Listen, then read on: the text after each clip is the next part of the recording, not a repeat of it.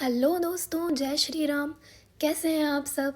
I hope कि आप सब लोग बहुत बढ़िया होंगे एंड आपकी प्रिपरेशन भी एकदम फर्स्ट क्लास चल रही होगी।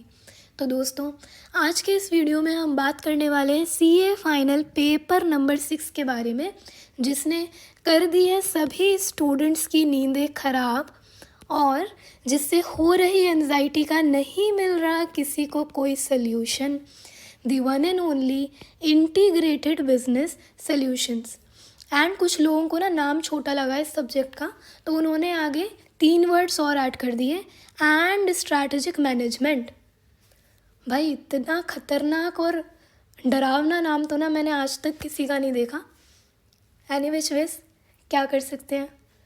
बाय द वे, आज के इस वीडियो में हम बात करने वाले हैं कि आईबीएस क्या है, इंस्टीट्यूट का क्या अप्रोच है आईबीएस को लेकर के, एग्ज़ाम का क्या पैटर्न रहने वाला है आपका आईबीएस का, क्या स्ट्रैटेजी आपको फॉलो करनी चाहिए प्रिपरेशन के लिए। एंड इंस्टीट्यूट ने कुछ 18 केस स्टडीज़ रिलीज़ करे हुए हैं, तो उसका एक डिटेल्ड एनालिसिस मैंने बनाया हुआ है, उसको हम आपके साथ डिस्कस करेंगे। फिर हम बात करेंगे कि क्या मटेरियल आपको अपने साथ एग्ज़ाम हॉल में ले जाना चाहिए, एंड सबसे इम्पॉर्टेंट कि क्या आपको इस सब्जेक्ट के लिए कोई सेपरेट क्लास लेने की ज़रूरत है या नहीं। तो दोस्त, सबसे पहले बात करते हैं कि आईबीएस क्या है एंड इंस्टीट्यूट का क्या अप्रोच है। तो दोस्त, आईबीएस में इंस्टीट्यूट आपसे एक बेसिक अंडरस्टैंडिंग डिमांड करता है आपके सभी 7 सब्जेक्ट्स की। 7 सब्जेक्ट्स मतलब क्या? 7 सब्जेक्ट्स मतलब आपके जो 5 मेन सब्जेक्ट्स हैं, वो 5 मेन सब्जेक्ट्स यानी कि आपके FR, AFM, audit, DT and ITT. इसके अलावा आपके जो 2 सेल्फ पेस्ड ऑनलाइन मॉड्यूल्स हैं, इन सभी 7 सब्जेक्ट्स की इंस्टीट्यूट आपसे एक बेसिक अंडरस्टैंडिंग डिमांड करता है। बेसिक अंडरस्टैंडिंग मीन्स कि इन्हीं 7 के 7 सब्जेक्ट्स का जो मॉड्यूल है एंड जो इनके क्वेश्चन बैंक्स हैं, इनमें से इंस्टीट्यूट ने कुछ कॉन्सेप्ट्स एंड टॉपिक्स को उठाया है, उसको मिक्स एंड मैच किया। मिक्स एंड मैच इंस्टीट्यूट के लैंग्वेज में बोले तो इंटीग्रेट किया। उन सभी क्वेश्चंस एंड कॉन्सेप्ट्स को मिक्स एंड मैच करके इंस्टीट्यूट ने केस स्टडी की फॉर्म में प्रेजेंट किया हुआ है, एंड ये केस स्टडीज़ आपसे आपके आईबीएस में पूछे हुए हैं। तो दोस्त, अगर आपने इन 7 सब्जेक्ट्स के module and question bank solve करे हुए हैं, तो आपको आईबीएस के अंदर कोई भी दिक्कत नहीं आने वाली है, क्योंकि एग्ज़ाम के टाइम पे आपके पास बुक तो होगी एंड आपने इन सभी क्वेश्चन बैंक एंड मॉड्यूल्स को भी सॉल्व किया हुआ है, तो आप आराम से बुक खोल करके इन केस स्टडीज़ का आंसर दे पाएंगे। अब बुक खोलने की हमने बात करी है, तो समझ लेते हैं कि एग्ज़ाम का पैटर्न क्या रहने वाला है। तो 4 घंटे का हमारा एग्ज़ाम होगा। बुक खोलो एग्ज़ाम हमारा होने वाला है। बुक खोलो एग्ज़ाम मतलब open book exam. 5 case studies आएंगी आपकी 25-25 मार्क्स की। उनमें से आपको कोई भी 4 केस स्टडीज़ अटैम्प्ट करनी है। 40 मार्क्स के आपके एमसीक्यूज़ रहने वाले हैं एंड 60 मार्क्स के आपके डिस्क्रिप्टिव बेस्ड क्वेश्चंस रहने वाले हैं। अब हम बात करते हैं स्ट्रैटेजी की जो हमें फॉलो करनी है इस सब्जेक्ट की प्रिपरेशन के लिए। तो दोस्त, इंस्टीट्यूट ने हमारे लिए कोई भी सेपरेट मटेरियल रिलीज़ नहीं किया है इस सब्जेक्ट को लेकर के। सिर्फ उन्होंने 18 केस स्टडीज़ रिलीज़ करी हुई हैं हमारे प्रैक्टिस के लिए। तो हमें क्या करना है, एक स्टेप बाय स्टेप अप्रोच लेकर के चलनी है। सबसे पहले हमें हमारे जो रिमेनिंग 5 मेन सब्जेक्ट्स हैं, उन सब्जेक्ट्स को रिवाइज़ करना है एंड रिवाइज़ करके कंप्लीट कर लेना है। इसके बाद में हमें हमारे SPOMs उठाने हैं और SPOM प्रिपेयर करने हैं। याद रहे दोस्त, अगर आप एक May 24 अटेम्प्ट वाले स्टूडेंट हो एंड आप सोच रहे हो कि मेरे पास तो भाई रिलैक्सेशन है, मैं अपने एग्ज़ाम्स होने के बाद में इन SPOMs को अपीयर करूँगा या करूँगी, तो दोस्त पेपर नंबर 6 में आप रह जाओगे अगर आपने ऐसा किया तो। क्यों? क्योंकि आईसीएआई ने जो 18 केस स्टडीज़ रिलीज़ करे हुए हैं ना, उन 18 केस स्टडीज़ में एसपीओएम, दोनों ही सेट्स के जो एसपीओएम है उनको बहुत वेटेज प्रोवाइड करी हुई है। तो इसीलिए आपको अपने एसपीओएम्स को भी अच्छे से प्रिपेयर करके चलना पड़ेगा पेपर नंबर 6 के लिए। जब आपके 5 मेन सब्जेक्ट्स एंड आपके एसपीओएम प्रिपेयर हो जाए, उसके बाद में आपने उठानी है आईसीएआई की 18 केस स्टडीज़। अब ये 18 केस स्टडीज़ मैं कैसे बोल रही हूँ दोस्त, 15 केस स्टडीज़ तो आईसीएआई ने अपने बीओएस पोर्टल पे पहले रिलीज़ करी थी। इसके अलावा उन्होंने फरवरी 24 मंथ के स्टूडेंट जर्नल में भी 3 केस स्टडीज़ रिलीज़ करी हैं और उन तीनों की तीनों केस स्टडीज़ को उन्होंने बीओएस पोर्टल पर डाल दिया है। तो अब अगर आप बीओएस पोर्टल पे जाओगे तो वहाँ 18 केस स्टडीज़ मौजूद हैं। तो जब आपके 5 मेन सब्जेक्ट्स एंड एसपीओएम्स कंप्लीट हो जाएं, उसके बाद में आपने इन 18 केस स्टडीज़ को उठा करके सॉल्व करना है। सॉल्व करने के लिए आप चाहो तो सेल्फ भी सॉल्व कर सकते हो एंड मेरे चैनल पे आपको इन सभी केस स्टडीज़ का एक डिटेल्ड एक्सप्लेनेशन प्रोवाइड हो जाएगा, तो आप उसके थ्रू भी इन केस स्टडीज़ को सॉल्व कर सकते हैं। एंड एक बार अगर आपके ये main subjects and SPOM prepare हो जाएंगे ना, तो फिर आपकी ये जो 18 केस स्टडीज़ हैं एकदम मक्खन की तरह सॉल्व होंगी, क्योंकि जो भी क्वेश्चन इन केस स्टडीज़ में पूछे हुए हैं वो सब आपके मॉड्यूल्स एंड क्वेश्चन बैंक में से ही रिपीट किए हुए हैं। अब दोस्त, जब तक आप अपने रिमेनिंग 7 सब्जेक्ट्स प्रिपेयर कर रहे हो ना, तब तक के लिए मैंने आपके लिए 18 केस स्टडीज़ का एक डिटेल्ड एनालिसिस तैयार किया है। डिटेल्ड एनालिसिस इस तरीके का है, एक सब्जेक्ट वाइज एनालिसिस है, जिसमें मैंने क्या किया हुआ है ना कि हर एक सब्जेक्ट के किस चैप्टर में से और उस चैप्टर के किस कॉन्सेप्ट में से इंस्टीट्यूट ने अपनी 18 केस स्टडी में क्वेश्चन पूछा है, मैंने उन चैप्टर्स एंड कॉन्सेप्ट्स को शॉर्ट लिस्ट किया हुआ है। इससे आपको बेनिफिट क्या मिलेगा, जब आप इन इंडिविजुअल सब्जेक्ट्स को प्रिपेयर कर रहे होंगे ना, तब आप इस एनालिसिस में से ये चेक कर लेना कि किस चैप्टर में से केस स्टडीज़ में क्वेश्चंस पूछे हुए हैं। आपको उन चैप्टर्स पे और ज़्यादा अच्छे से फोकस देने की ज़रूरत है, ताकि जब आप इंडिविजुअल सब्जेक्ट्स प्रिपेयर करो उसके साथ ही आपका पेपर 6 की प्रिपरेशन भी होती चले। तो जैसे आप देख रहे हो कि एफआर में इंडेस 103 का क्वेश्चन उन्होंने पूछा है, कितनी बार उन्होंने क्वेश्चन पूछे हैं 103 के, 115 का उन्होंने क्वेश्चन पूछा है, इंडेस 20 का क्वेश्चन पूछा हुआ है, इंडेस 21, इंडेस 36, 41, इंडेस 2 एंड शेड्यूल 3 का क्वेश्चन आया हुआ है। इसी तरीके से एएफएम में भी उन्होंने 5-6 क्वेश्चंस पूछे हुए हैं, ऑडिट। ओके, सो ये हर एक सब्जेक्ट का including self page online modules मैंने प्रिपेयर किया हुआ है। अब आप यहाँ देखोगे ना, तो डीटी में तो इन्होंने इतने सारे क्वेश्चंस पूछे हैं, ख़त्म होने का नाम ही नहीं ले रहे हैं। फिर आता है अपना आईडीटी में भी 32 क्वेश्चंस इन्होंने यहाँ पर पूछे हुए हैं। फिर एसपीओएम सेट ए लॉ, भाई देखो कितने सारे क्वेश्चंस यहाँ पर हैं एसपीओएम सेट ए लॉ के, and SPOM set be costing में मैं आपको बताऊं दोस्त, जो 15 केस स्टडीज़ पहले रिलीज़ करी हुई थी ना, उसमें मात्र एक क्वेश्चन कॉस्टिंग का था। लेकिन अब जो 3 केस स्टडीज़ इन्होंने स्टूडेंट्स जर्नल की रिलीज़ करी हैं, वो तो आप समझो कि उसमें मेजॉरिटी ऑफ क्वेश्चंस तो कॉस्टिंग के ही हैं। तो इसलिए कॉस्टिंग भी अब आपका बहुत इम्पॉर्टेंट हो जाता है पेपर नंबर 6 के लिए। अब हम ना एक क्रक्स इसका डिस्कस करते हैं, इस एनालिसिस का। जो मेन फोकस 18 केस स्टडीज़ में है इंस्टीट्यूट का, वो DT, IDT, SPOM set A and set B के ऊपर है। एफआर में जैसे हमने देखा कि कुछ इंपॉर्टेंट इंडेस में से ही क्वेश्चन आए हैं, जैसे 103 हो गया, 110 हो गया, इंडेस 115 है, 116 है, इंडेस 41, 21, 20, 102, इंडेस 16, इंडेस 2, 38 एंड 105।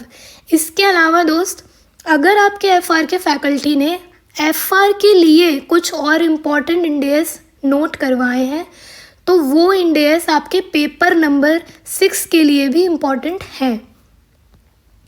इसके बाद अगर हम ऑडिट की बात करें, तो ऑडिट में इन्होंने कुछ एसेज में से क्वेश्चन पूछा हुआ है केस स्टडीज़ में, जैसे जैसे आप देखिए यहाँ पे ऐसे 715 का क्वेश्चन है, ऐसे 330 का क्वेश्चन है, 300, 315 SQC1 एंड आपका ऐसे 706 जो 700 वाली सीरीज़ है वो, ये भी ठीक है दोस्त।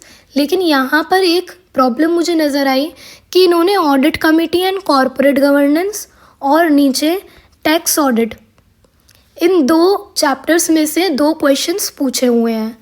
प्रॉब्लम क्या है कि ये जो दोनों ही चैप्टर्स हैं ये ओल्ड सिलेबस का तो पार्ट हुआ करते थे, बट जब मैंने आपका न्यू सिलेबस का सिलेबस चेक किया ना तो उसमें मुझे ये दोनों चैप्टर्स मिसिंग लगे। अब अगर इन दोनों चैप्टर्स को किसी और चैप्टर में मर्ज कर दिया है या फिर किसी और सब्जेक्ट में मर्ज कर दिया है तो कोई दिक्कत की बात नहीं है, लेकिन अगर इनको किसी भी चैप्टर या सब्जेक्ट में मर्ज नहीं किया एंड ये आपके सिलेबस का पार्ट नहीं है अगर, तो फिर आपने क्या करना है, ICAI के BOS पोर्टल पर जाना है। वहाँ पर ना ओल्ड सिलेबस का स्टडी मैट अवेलेबल होगा, वहाँ से आपको इन दोनों ही चैप्टर्स का स्टडी मटेरियल डाउनलोड कर लेना है एंड रिवीजन वीडियोस कुछ ओल्ड सिलेबस की मौजूद होंगी, तो उन रिवीजन वीडियोस की आप हेल्प ले सकते हो इन चैप्टर्स की अंडरस्टैंडिंग के लिए। ओके, इसी तरीके से आप नीचे आओगे तो SPM सेट A जो है आपका लॉ का, इसमें भी इन्होंने ना फॉरेन कंपनी से रिलेटेड 2 क्वेश्चंस पूछे हुए हैं। फॉरेन कंपनी का भी यही सीन है कि ये वाला जो चैप्टर था ये आपका पेपर नंबर 4 होता था पहले कॉर्पोरेट एंड इकोनॉमिक लॉ का ओल्ड सिलेबस में, तो उसमें तो ये वाला चैप्टर होता था, पर जो आपका ये न्यू सिलेबस है सेट A SPOM का, उसमें मुझे ये चैप्टर नहीं मिला। तो अगर आपने ये चैप्टर पढ़ा हुआ है तो कोई दिक्कत की बात नहीं है, लेकिन अगर आपने ये चैप्टर नहीं पढ़ा है तो फिर आपको वापस से ICAI के BOS पोर्टल पर जाना पड़ेगा।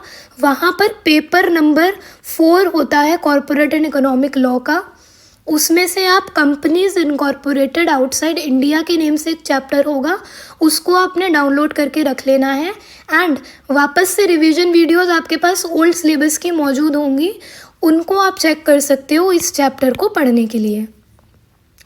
ठीक है, तो ये दिक्कत थी जो मुझे ऑडिट में लगी, अदरवाइज ऑडिट में इन्होंने कुछ भी ऐसा नहीं पूछा है जो आउट ऑफ द सिलेबस हो। ओके, आप बड़े आराम से ऑडिट को भी अपीयर कर पाओगे, कुछ इंपॉर्टेंट ऐसे ही हैं जो इन्होंने पूछे हुए हैं। इसके बाद AFM को अगर हम देखें तो AFM में थ्योरी पर इनका बहुत अच्छा कंसर्न है। इसके अलावा जो चैप्टर्स हैं जैसे कि आपका फॉरेन एक्सचेंज मैनेजमेंट वाला चैप्टर है एंड आपका इंटरेस्ट रेट रिस्क मैनेजमेंट वाला जो चैप्टर है, इन दोनों पर इनका फोकस है। तो AFM में भी मैं वही अप्रोच फॉलो करने को बोलूँगी जो हमने FR में फॉलो करी थी, कि अगर AFM की फैकल्टी ने कुछ इंपॉर्टेंट टॉपिक्स बताए हुए हैं तो वो आपको पेपर नंबर 6 के लिए भी अच्छे से प्रिपेयर करने पड़ेंगे। तो ये हो गई बात हमारी स्ट्रैटेजी को लेकर के। अब हम बात करते हैं दोस्त मटेरियल की, कि हमें मटेरियल क्या लेकर के जाना है। अब अगला डाउट ये आता है स्टूडेंट्स का कि हम कितना मटेरियल एग्ज़ाम हॉल में लेकर के जाएं। भाई इंस्टीट्यूट ने तो हर सब्जेक्ट में से कुछ ना कुछ क्वेश्चन पूछा हुआ है, तो क्या हम अपने सभी सब्जेक्ट का सारा मटेरियल एग्ज़ाम हॉल में लेकर के जाएं क्या? भाई अगर ऐसा करने लगे ना तो हमें अलग से एक छोटा हाथी बुक करना पड़ेगा सारे मटेरियल को ले जाने के लिए। और दूसरा, उस दिन ना एग्ज़ाम हॉल में इंसानों से ज़्यादा किताबें नज़र आने वाली हैं। और तीसरी सबसे इम्पॉर्टेंट बात ये कि 4 घंटे के पेपर में आपके लिए ये प्रैक्टिकली पॉसिबल हो ही नहीं पाएगा कि आप इतने सारे मटेरियल में से आंसर्स को पहले ढूंढ पाओ और फिर ढूंढ करके उनको कॉपी पेस्ट कर पाओ। तो अब करना क्या है? सबसे पहले जैसे हमने ऊपर देखा कि ICAI का मेन फोकस 18 केस स्टडीज़ में DT, IDT, लॉ और कॉस्टिंग पर था। तो ये 4 सब्जेक्ट ऐसे हैं जिनके नोट्स एंड क्वेश्चन बैंक आपको 100% लेकर के जाने हैं। लेकिन अगर इन 4 सब्जेक्ट में से कोई सब्जेक्ट आपका स्ट्रॉन्ग सब्जेक्ट है जिसका कि आंसर आप बिना बुक खोले भी दे सकते हो, तो अगर आप उसका मटेरियल स्किप भी करना चाहो ना ले जाना तो आप स्किप कर सकते हो। इसके अलावा जो foreign company, tax audit and audit committee and corporate governance वाले चैप्टर के ICI का मटेरियल हमने डाउनलोड किया था, उस मटेरियल का भी प्रिंट आउट हमें लेकर के जाना है। इसके बाद बचा हमारा FR ऑडिट और AFM। FR ऑडिट और AFM में जो इम्पोर्टेंट टॉपिक्स है ना दोस्त, सिर्फ उन्हीं इम्पोर्टेंट टॉपिक्स का नोट्स में से नोट्स की फ़ोटोकॉपी और क्वेश्चन बैंक में से क्वेश्चंस की फ़ोटोकॉपी आपने ले जानी है। इसके अलावा AFM की थ्योरी काफ़ी ज़्यादा इम्पॉर्टेंट है। थ्योरी से रिलेटेड काफ़ी क्वेश्चन 18 केस स्टडीज़ में पूछे हुए हैं, तो इसीलिए थ्योरी आपको अपने AFM की ज़रूर से लेकर के जानी है। इसके बाद बात आती है कि क्या हमें इस सब्जेक्ट के लिए कोई सेपरेट क्लास लेने की ज़रूरत है क्या? तो दोस्त, मेरा मानना है कि आपको इसके लिए कोई भी सेपरेट क्लास लेने की ज़रूरत नहीं है। अभी हमने ऊपर देखा कि जो भी क्वेश्चन केस स्टडीज़ में पूछे हुए हैं वो सारे के सारे क्वेश्चंस आपके मॉड्यूल में एंड क्वेश्चन बैंक में ऑलरेडी हैं। तो इसीलिए अगर आप अपने रिमेनिंग सब्जेक्ट्स की प्रैक्टिस अच्छे से करते हो, अगर आप मॉड्यूल को अच्छे से पढ़ रहे हो, क्वेश्चन बैंक को कवर कर रहे हो, तो फिर आपको अलग से कोई क्लास लेने की ज़रूरत है ही नहीं। So just focus on your remaining subjects and case studies released by the ICI। इसके अलावा आपको कुछ और करने की ज़रूरत नहीं है। जब मैं इस सब्जेक्ट के बारे में पढ़ रही थी तो मैंने देखा कि काफ़ी सारी इसके ऊपर क्लासेस अवेलेबल हो गई हैं एंड कुछ फैकल्टीज़ ने इसके ऊपर क्वेश्चन बैंक रिलीज़ करे हुए हैं। अब मुझे नहीं पता कि वो कहाँ से इन क्लासेस एंड क्वेश्चन बैंक के लिए मटेरियल लेकर के आ रहे हैं और इनमें क्या करवा रहे हैं, बट मेरा मानना ये है कि इंस्टीट्यूट ने अगर आपको सिर्फ 18 केस स्टडीज़ अभी दी हैं या वो फ्यूचर में अगर कुछ और केस स्टडीज़ रिलीज़ करते हैं तो उतना आपके लिए सफिशिएंट है। Just focus on your remaining subject. इसके अलावा और कुछ करने की ज़रूरत नहीं है। अगर आपके पास ज़्यादा पैसा है तो उस पैसे को आप इन्वेस्ट करो अच्छे अच्छे मॉक टेस्ट देने में एंड कुछ RTPs वगैरह या टेस्ट सीरीज़ देने में, एंड अगर आपके पास ज़्यादा टाइम है तो उसको आप इन्वेस्ट करो रिवीजन करने में। लेकिन इस सब्जेक्ट के लिए किसी भी तरीके की कोई क्लास लेने की ज़रूरत नहीं है। एंड एट लास्ट दोस्त, listen to me very carefully. आपको डरने की या घबराने की कोई ज़रूरत नहीं है। मुझे पता है आप बहुत मेहनत कर रहे हैं, बस आप अपने ऊपर और अपनी मेहनत के ऊपर भरोसा रखो। आप बहुत अच्छा स्कोर कर लोगे इस सब्जेक्ट में।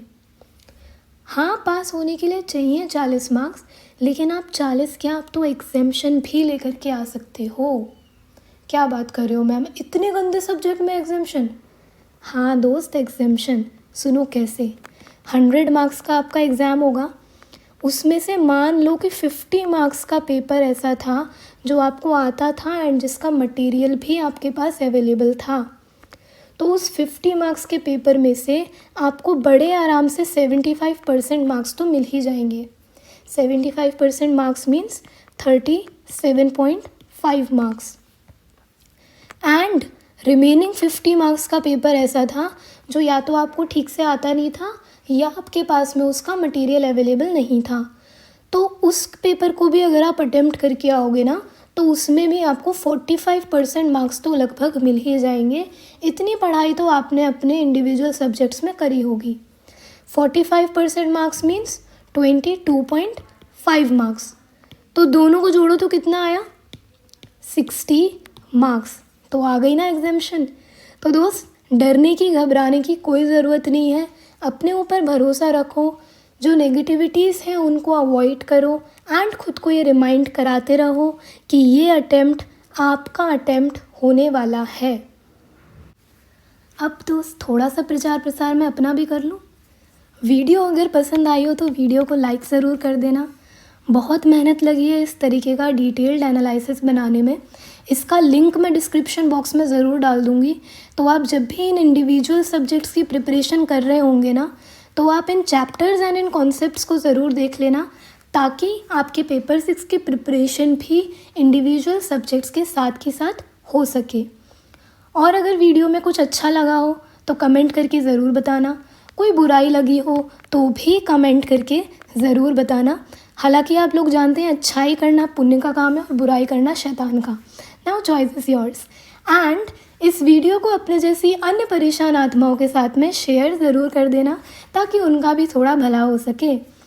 और दोस्त, इस चैनल पे मैं 18 केस स्टडीज़ का डिटेल्ड एक्सप्लेनेशन तो लेकर के आऊँगी ही, साथ के साथ मैं आईडीटी की एक रिवीजन सीरीज़ भी लेकर के आने वाली हूँ, तो चैनल को सब्सक्राइब ज़रूर कर लेना। That is it for today guys. Thank you so much.